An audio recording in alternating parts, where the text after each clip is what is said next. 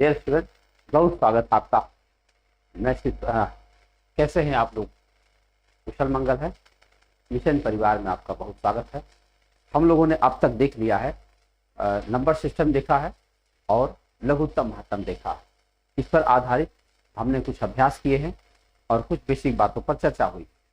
अगले टॉपिक पर बात शुरू करते हैं और वो बात शुरू हम करेंगे कहाँ से? शुरू करेंगे अपनी बात को शुरू करेंगे दशमलव भिन्न से। कहाँ से? Decimal and fraction.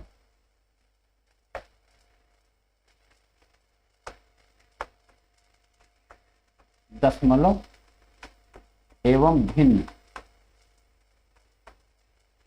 Decimal and fraction.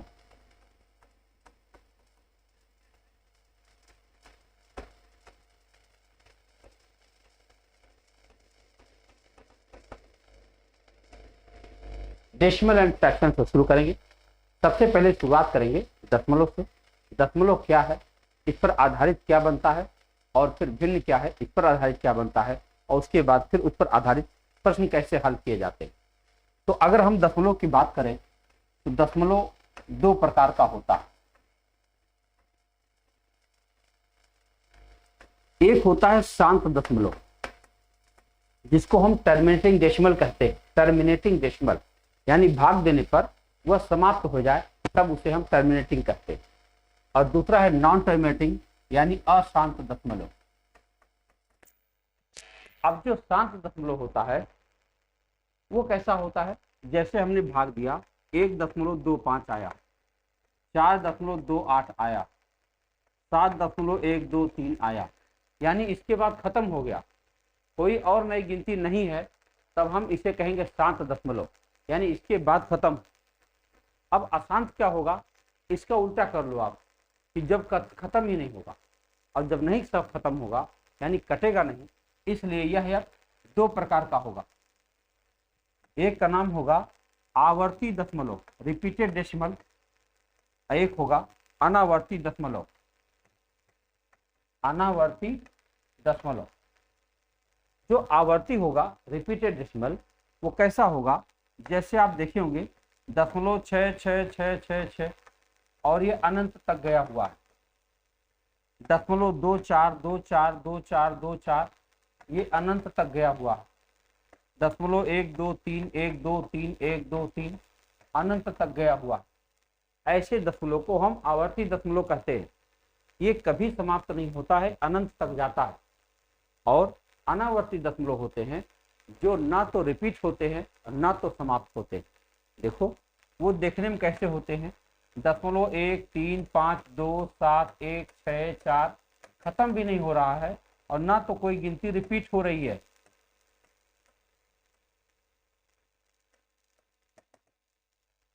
देख रहे हैं?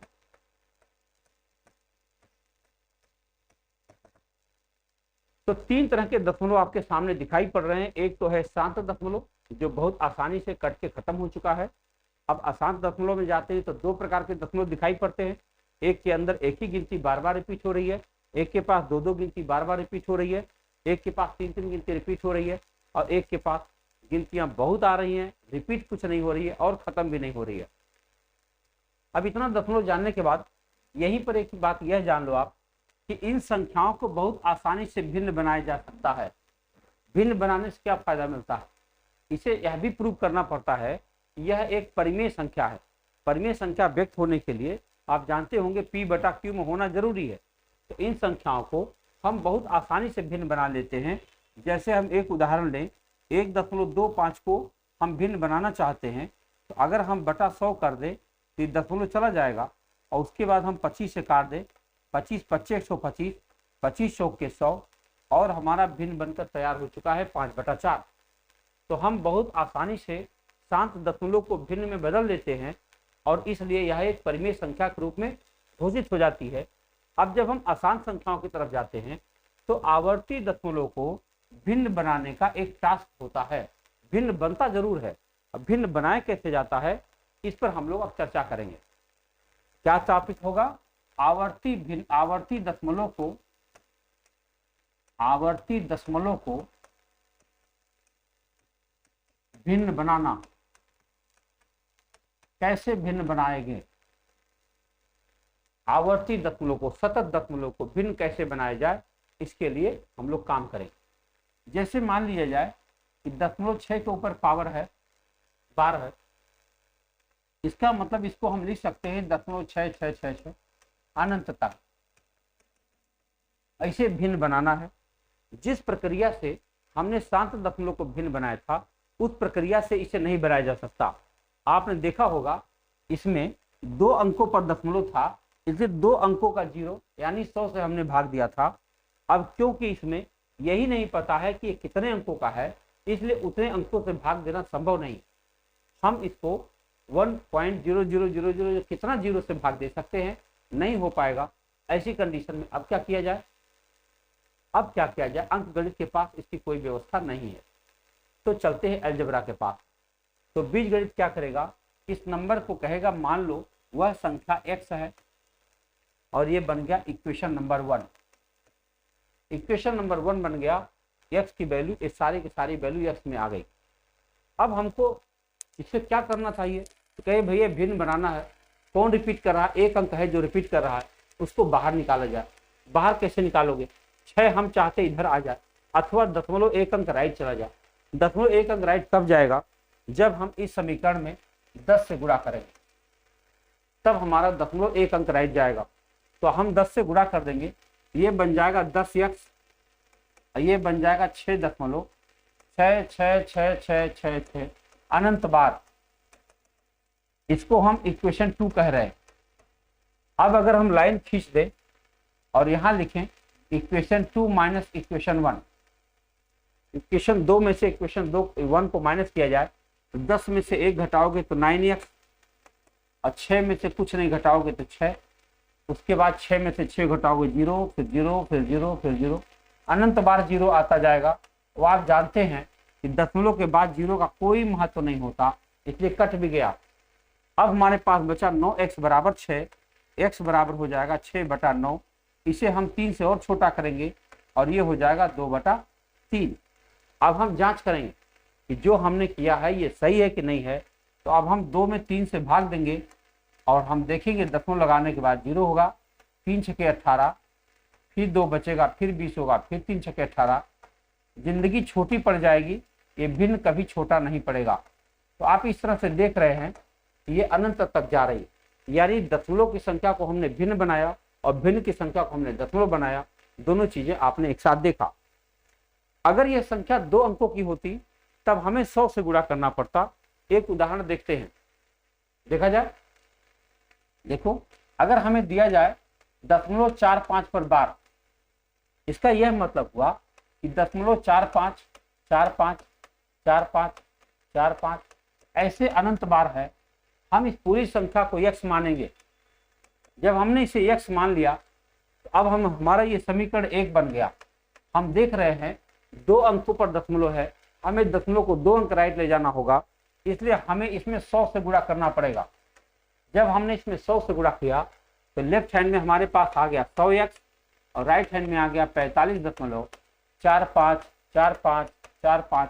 अब क्योंकि अनंत बार है, अनंत बार तक 1 4 5 होता रहेगा और ये समीकरण नंबर 2 बन गया। अब अगर हम समीकरण 2 में से समीकरण 1 को माइनस करें तो 100x में से 1x गया तो 99x होगा और यहाँ बचेगा 45, क्योंकि इसके बाद सारे 0 हो जाएंगे और 0 दशमलव के बाद खत्म भी हो जाते हैं, कट जाएंगे। तो x की वैल्यू हो जाएगी 45/99। हम इसे 9 से छोटा कर सकते हैं, 9 पचे 45 और 9 से काटो 11, हमारा भिन्न बन चुका है 5/11। अब हम यह जांच करके दिखा सकते हैं कि 5 में अगर 11 से भाग दिया जाए तो दशमलव लगाने 0 होगा, 11 चौके 44, उसके बाद 6 बचेगा 60, फिर 11 पचे 55 और फिर 5 बचेगा और फिर 50 होगा, फिर 11 चौक 44 और फिर 6 बचेगा, फिर 60 होगा, फिर 11 पचे 55। तो आप देख रहे हैं कि बार बार यही होता चला जाएगा और बार बार हमारा सवाल वही आता जाएगा। फिर 5 आ गया तो 0.454545 अनंत तक आता जाएगा। तो आपने देखा संख्याओं को हम भिन्न में बना पा रहे हैं और बहुत आराम से उसको दशमलव में कन्वर्ट कर ले जा रहे हैं। बात ठीक है, क्लियर होती जा रही है। अगर यही 3 अंकों की संख्या होती तब हम 1000 से गुणा करते, 4 अंकों की संख्या होती तब 10,000 से गुणा करते, जितने भी अंकों की संख्या होती हम गुणा करते चले जाते। आपको लग रहा होगा इस तरह से तो ये सवाल धीरे धीरे बड़ा ही होता जा रहा है, इतना बड़ा हो जाएगा तब कैसे हल होगा, नहीं हो पाएगा, बहुत बड़ा हो जाएगा तब हल करने में समस्या आएगी। तब क्या किया जाए, इसके साथ एक सवाल लेते हैं जिसमें यह करने में थोड़ी कठिनाई महसूस हो। एक उदाहरण लेते हैं, मैंने लिया 0.5, 6, 4, 7 और केवल 4 7 पर बार लगाया बस, अर्थात अब इसे क्या लिखा जाएगा, 0.56, 4 7, 4 7, 4 7, 4 7 और अनंत बार। इस पूरी संख्या को जब हम x मानेंगे तो हम इसे पहला समीकरण का योगदान नाम प्रदान कर देंगे। पहले तो मुझे 56 को हटाना होगा, क्योंकि 56 एक ऐसी संख्या है जो बार नहीं है उसके ऊपर, यानी वो रिपीट ही नहीं हो रही है, और रिपीट नहीं हो रही है तो बिना मतलब वहां पर है। क्या किया जाए, दूसरा रास्ता, तो पहले हम इसको हटाने के लिए 100 से गुणा करेंगे, तब हमारा ये 56 बाहर चला जाएगा। अब देखो जरा, ये बन गया 100x बराबर 56.47474747 ये आता रहा, इक्वेशन नंबर 2 हो गया। अब ये सवाल हमारा फिर पुराने जैसा बन गया कि दशमलव के बाद की 2 अंक है जो रिपीट हो रही है, तो उस 47 को भी मुझे बाहर लेना पड़ेगा, और उसको लेने के लिए मुझे फिर से 100 से गुणा करना पड़ेगा। आज जब हम दोबारा 100 से गुणा करेंगे तो लेफ्ट हैंड पे अभी हो जाएगा 10,000 x, और ये हो जाएगा 5647.4747 और ये अनंत बार होता रहेगा। अब ये बन जाएगा इक्वेशन नंबर 3। अब हम इसको क्या करेंगे, इक्वेशन नंबर 3 में से इक्वेशन नंबर 2 को माइनस कर देंगे। आप समझ पा रहे होंगे माइनस क्यों किया जा रहा है, हम दशमलव के बाद सबको 0 चाहते जिससे हम उसे काट ले जाएं। अब घटा के देखिए, 10,000 x में से 100 x घटाओगे तो 9900 x मिलेगा, और यहाँ पे 7 में से 6 घटाया 1, 14 में से 5 घटाएंगे 9, यहाँ आ जाएगा 55। उसके बाद सब 0 बनता चला जाएगा, और जब कट जाएगा तो x की वैल्यू हो जाएगी 5591/9900। ये हमारा उत्तर आ चुका है। आप देख रहे होंगे ये सवाल लगाने में थोड़ा सा भारी महसूस हुआ, बड़ा पड़ गया थोड़ा सा। हम कितनी बार इतना मेहनत कर पाएंगे, इसके लिए अब एक कोई खास ट्रिक बना लिया जाता है। एक ट्रिक बना लेंगे, थोड़ा आसान हो जाएगा, सवाल लगाने में सुविधा होगी। आओ देखते हैं हम कैसा ट्रिक बना पाएंगे। हम एक स्टेटमेंट लिख रहे हैं, उसको ध्यान से देखिए, उसी स्टेटमेंट पर आधारित अब हम सवाल को लगाएंगे, x मानने की जरूरत नहीं पड़ेगी। मैं यहां लिख रहा हूं, दी गई संख्या को बिना दशमलव के लिखिए, बिना दशमलव के लिखिए, उसमें से जिस संख्या पर बार नहीं है उसे घटाइए। प्राप्त संख्या में जितने अंकों पर बार है उतनी बार 9 तथा जितने अंकों पर बार नहीं है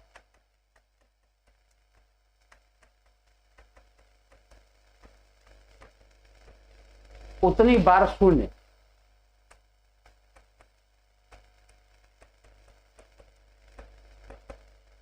से भाग दीजिए।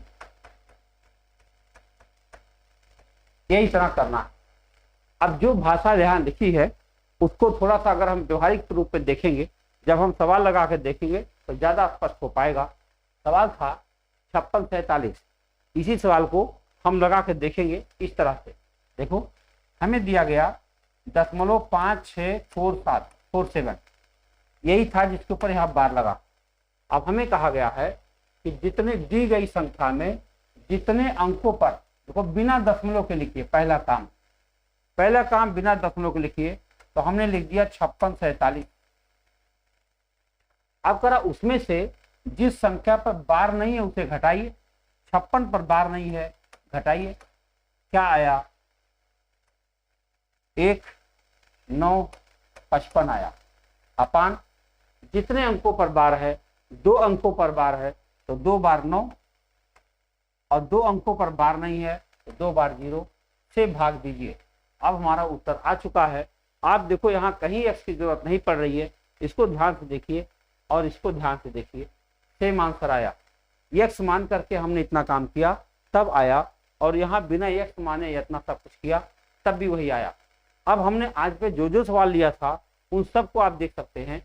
हमने लिया था 0.6 पर बार, हम इसको बिना दशमलव के लिखेंगे, और अपान क्योंकि इसमें कुछ घटाने लायक है ही नहीं है, जितने अंकों पर बार उतनी बार 9 लिखेंगे, अपान 9 हो जाएगा। अब इसको हम काट देंगे, 2/3 आ जाएगा।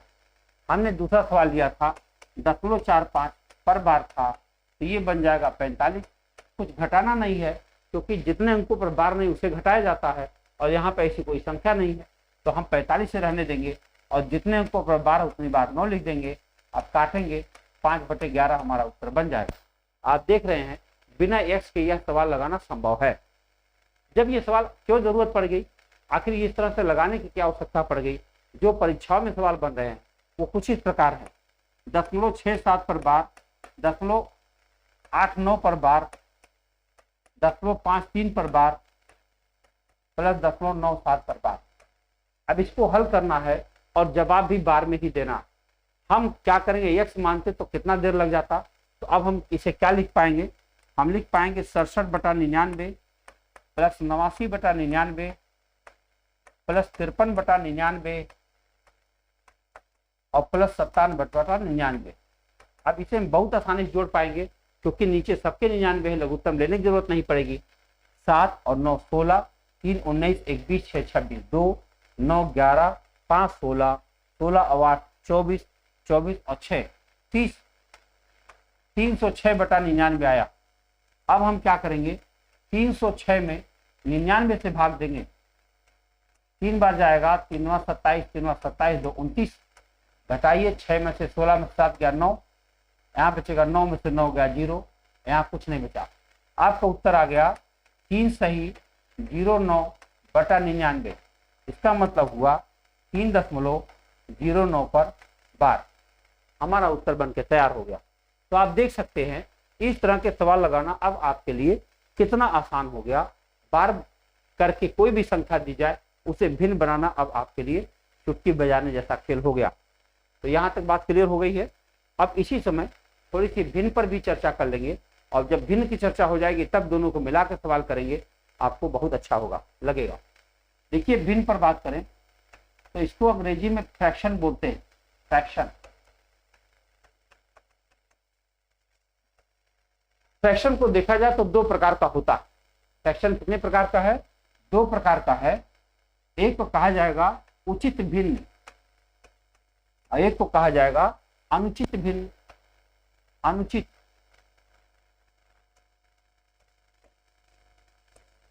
अनुचित भिन्न। अब देखो उचित अनुचित यहाँ क्या है। उचित को प्रॉपर कहा जाता है, प्रॉपर, और इसको कहेंगे इम्प्रॉपर।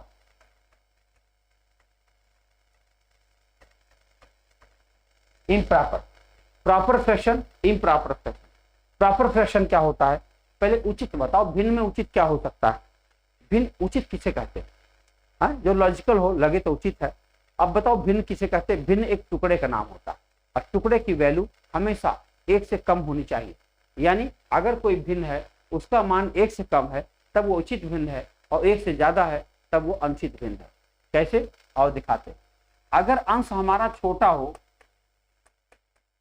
और हर बड़ा हो, हर बड़ा हो तब हम उसे उचित भिन्न कहेंगे।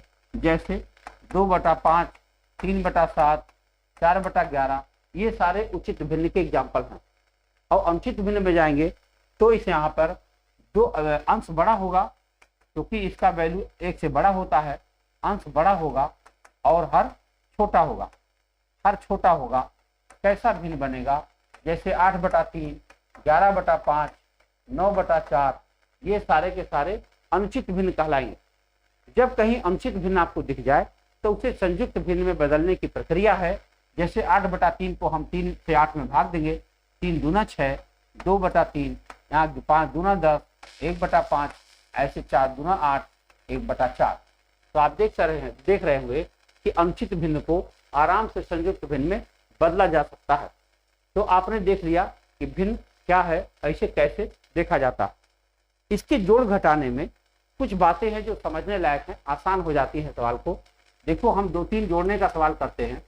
मान लीजिए आपसे कहा जाए 1/7 प्लस 2/7 प्लस 3/7 कीजिए, तो आप कहेंगे सबका हर बराबर है, अंश सीधे जुड़ जाएगा, 3, 2, 5, 1, 6, आपको उत्तर हो जाएगा 6/7। लेकिन अगर यही हर अलग अलग होता तब आप ऐसे नहीं जोड़ पाते, तब आपको लघुत्तम लेना पड़ता। हम दूसरा उदाहरण दे रहे हैं, जैसे 1/3 प्लस 1/5 प्लस 1/8। मान लो इसे आपको जोड़ना हो तब आपको 3, 5, 8 का लघुत्तम निकालना पड़ेगा। 3, 5, 8 का लघुत्तम क्या हो जाएगा, जरा देखो, 120। क्या बात, 3, 5, 8 का लघुत्तम कितना हो जाएगा, 120 हो जाएगा। 3 से भाग देंगे, यहाँ 40 होगा, 5 से भाग देंगे 24 होगा, 8 से भाग देंगे क्या होगा, 15 होगा। अब जरा जोड़िए, 4, 5, 9 और 1, 2, 3, 4, 7, 79/120। ये आपका उत्तर बन गया। हुआ बड़ा सवाल। अगर मान लो इसी को थोड़ा सा और बड़ा बनाया जाए, तीसरा सवाल देखो, अगर हम इसको कहें 5 सही 1/2 प्लस 8 सही 1/3 प्लस 11 सही 1/4, हमें जोड़ना हो तो हम कैसे जोड़ेंगे। इसको जोड़ने के लिए जो हम लोग जानते हैं पहले से, उसे घुमा घुमा के पहले संयुक्त भिन्न यानी मिक्स वो बनाया जाए, अनुचित भिन्न बनाया जाए। 5 दूना 10, 11/2, 8 तिया 24, 25/3 और 11 चौके 44, 45/4। अब हम 2, 3, 4 का लघुत्तम 12 ले लें। 2 छक्के 12, 11 छक्के 66, 3 चौके 12, 25 चौके 100 और 4 तिया 12, 3 पचे 15, 3 चौक 12, 13। जोड़ा जाए 6 और 5 11 में 1, 4, 4 और 6 10, हासिल हुआ 1, 1, 2, 1, 3, 301 आया बटा 12। अब हम 12 से भाग दें इसमें, तो 12 दूनी 24, 6 बचा 61, 12 पचे 60, 1/12, यानी आपका उत्तर बन गया 25 सही 1/12। यह एक लेंदी प्रक्रिया है, ऐसी प्रक्रिया ना करें तो बेहतर होगा। क्या करना चाहिए, हमें इसके जो पूर्णांक वाले हिस्से हैं उसको पहले जोड़ लेना चाहिए और भिन्न वाले हिस्से को बाद में जोड़ना चाहिए। जैसे इसका पूर्णांक हिस्सा है 11, 8 19 और 5 24, हमने यहाँ जोड़ लिया 24। अब हमारे पास केवल 1/2, 1/3, 1/4 बचा है, हम इसको काट दे रहे हैं। अब हमें इसकी आवश्यकता अभी नहीं है, हम इन्हीं तीनों को जोड़ेंगे। 12 लघुत्तम, 2 छक्के 12, 3 चौके 12, 4 तिया 12 और ये हो गया 13/12। 13/12 को हम लिख सकते हैं 1 सही 1/12। हमारे पास 24 यहाँ पूर्णांक में मिल चुका है, 1 यहाँ मुझे और मिल गया, हमारा उत्तर बन गया 25 सही 1/12। वही उत्तर आया, लेकिन अब की बात देखो कितनी जल्दी आया। देख रहे हैं आप, इस तरह से जब आप इसको तो दशमलव में है ही है, इसके अलावा जब आप सरलीकरण में जाएंगे ऐसे ढेर सारे सवाल आपको देखने को मिल जाएंगे। खूब काटने वाले सवाल रहेंगे, आपको लगेगा ऐसे कैसे काटा जा सकता है, लेकिन ये बहुत आसानी से किया जा सकता है। मैं एक सवाल और लिखता हूं, देखो,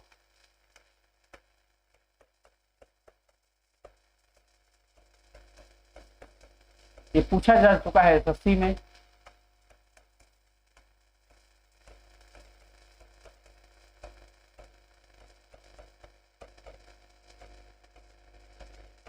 इसको जोड़ना आप समझ सकते हैं, अगर इसको हम घुमा घुमा के करते तो कितना टाइम लगता। अब हम क्या करेंगे, 999 को 6 बार जोड़ लेंगे। 6 बार जोड़ने की जगह पे हम अगर इसमें 6 से गुणा कर तब भी जुड़ जाएगा। 6 9 में 54, 6 9 में 54 5 59, 6 9 में 54 5 59 जुड़ गया। 6 बार 999 को जोड़ा जा चुका है। अब केवल 1/7, 2/7, 3/7 ये बचे हैं। सबके नीचे हर 7 ही है, इसलिए अंक सीधे जुड़ जाएगा। 6 5 11 4 15 3 18 2 20 21 21/7। 21/7 को हम 3 कह सकते हैं। हमारा उत्तर बन जाएगा 5997। ये रहा हमारा आंसर। तो आप देख सकते हैं जोड़ना भिन्न का कितना आसान होता है। इसी तरह से अगर आप घटाने में जाओगे तो घटाने में भी एक चीज किया जा सकता है, और देख लेते हैं। देखो ये सब चीजें मैं इसलिए कर रहा हूँ कि जब हम इस पर सवाल लें तब आपको इसे लगाने में कोई समस्या ना आए। तो देखो हम घटाने में जा रहे हैं, तो जैसे मान लो हमको घटाना है 8 में से 2/5 घटाना, तो हम लोग कैसे घटाते हैं, 5 8 40 और 40 में से 2 घटाते हैं। 5 8 40 में से 2 घटा दिया, 38/5 हो गया। 38/5 को जब हम हल करते हैं तो देखो 5 7 35 और 3 38 और बटा 5, ये हमारा उत्तर बन जाता। लेकिन कभी कभी ये गुणा करना बहुत मुश्किल हो जाता है। जैसे हमसे कहा जाए कि आप 67 माइनस 45/51 करें। 51 करेंगे तो 57 कर दें, रुक जाइए, नहीं तो कहेंगे 3 से कट रहा है, 49 करते।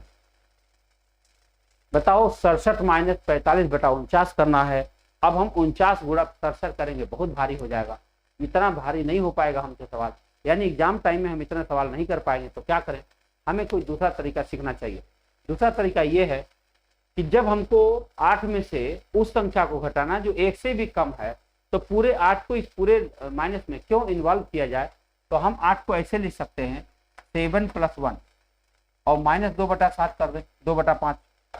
देखो अगर हमने -2/5 कर दिया तो अब हम इस प्रक्रिया को पहले सॉल्व कर देंगे। 5 1 5 में से 2 घटाए 3/5 हो जाएगा और हमारा उत्तर 7 सही 3/5 हो जाएगा।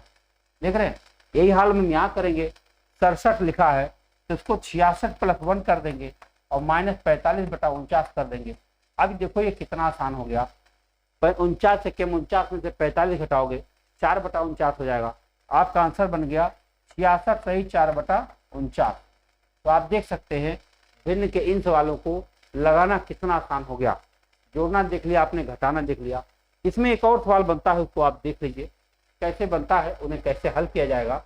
मान लीजिए आपसे कहा जाए 999 सही 992/999 और गुणा 999, यही हल करना।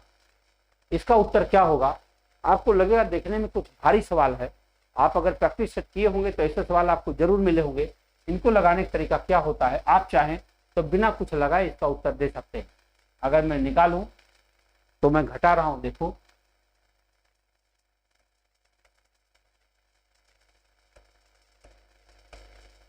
ये हमारा आंसर है। अभी हम लोग जब इसे हल करेंगे तब देखेंगे कि बिना लगाए हम लोगों ने कैसे उत्तर निकाल दिया। देखो हम इसे पहले मिक्स फ्रैक्शन बनाएंगे तो कैसे करेंगे, 999 गुणा 999 प्लस 992 और बटा 999 और गुणा 999। आप जानते हैं अब ये तो कट जाएगा, इन दोनों का गुणा करना। इनका गुणा करने का मतलब हुआ इस 999 को हम लिख सकते हैं 1000 - 1 और तब ये संख्या बन जाएगी, क्या बन जाएगी 999 और 3 बार 0 -999 और प्लस 992, ये बन जाएगी। यहां से यहां तक गुणा मान लिया गया और फिर ये जोड़ा जाएगा। अब आप बताओ किसी संख्या में से पहले 999 घटाना है, उसके बाद 992 जोड़ना है। इससे बढ़िया होगा इस संख्या में से हम केवल 7 घटा दें। अगर इस संख्या में से हमने केवल 7 घटाया तो क्या बनेगा 399899। क्या देखो ये जो आंसर है और ये आंसर जो पहले लिखा जा चुका है, दोनों आंसर बराबर है कि नहीं। अगर बराबर है तो अब बताओ हमने क्या किया था, हमने देखा था 9 में से 2 घटाने में 7 आएगा और यही 7 घटाना पड़ेगा 999 में से, और हमने उसी समय में कर दिया था। 999 में से हमको केवल 7 घटाना पड़ा था और हमारा उत्तर बन गया था। अगर हम इसी प्रकार का एक और सवाल बनाएं एकदम सेम टाइप का, तो हम लिख सकते हैं, देखो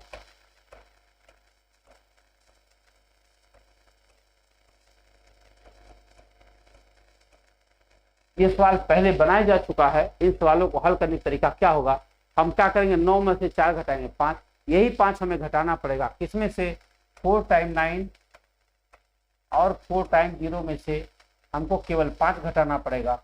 हम घटा देंगे 5, यहाँ 9 9 9 8999 और ये हमारा आंसर बहुत आराम से बन जाएगा। आप जानते होंगे सवालों को जल्दी लगाने का खास मतलब होता है आपके कंपटीशन के एग्जाम में जब आप स्पीड में रहते हैं तब सवाल लगाना आपके लिए और आसान बनेगा। देखो दशमलव और भिन्न से संबंधित बेसिक बातें हैं ये। अब इसमें आरोही क्रम बनेगा, अवरोही क्रम बनेगा, तमाम तरह के भिन्न के सवाल बनेंगे। उन सवालों का प्रैक्टिस लेकर के हम आपके पास पहुंचेंगे। आप इन प्रश्नों का दोहरा लीजिए, दोहराएंगे तब वो सवाल लगाना आपके लिए बहुत आसान हो जाएगा। मिलते हैं अगले वीडियो में। बहुत बहुत धन्यवाद।